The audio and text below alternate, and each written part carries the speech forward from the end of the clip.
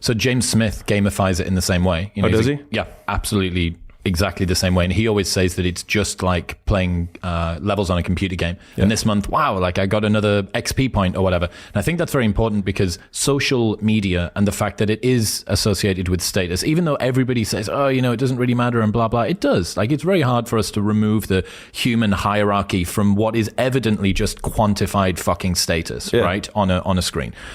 And what he did was he removed himself a lot existentially from that by saying, it's not a comment on my worth as a person. It's not a comment on whether I'm, you know, going to be loved or accepted by the world.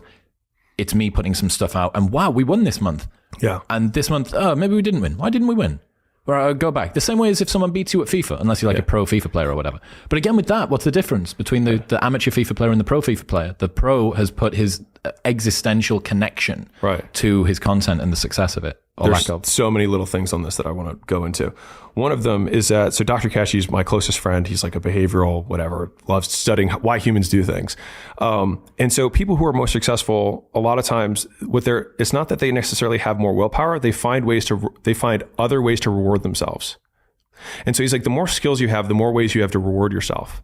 And so somebody can extend how long their time horizon is because they do gamify it. So people who don't have the skills of figuring out ways to reward themselves in the meantime can't make it the whole way. But that's like when you're doing cardio and you're like, okay, it's 5 times 5 to get out of here, right? You create micro games within the longer game to keep yourself going.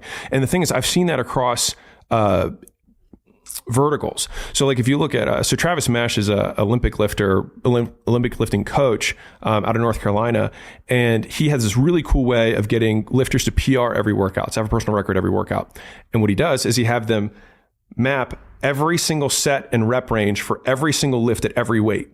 And so what happens is all you have to do is go through your book of 200 lifts and every single weight, and you can always find one that you did a year ago. And oh my God, this is my 8 rep max PB on good mornings. Yes. And you're like, well, I can hit 9 on this, or I can add 5 pounds to it. And so every workout they win. Yeah. And so they get excited because they get rewarded every workout. And so that's why it's like the more ways you track, the more ways you can win. And then I think that's those little micro wins can keep you going over the long game that you have to just keep playing.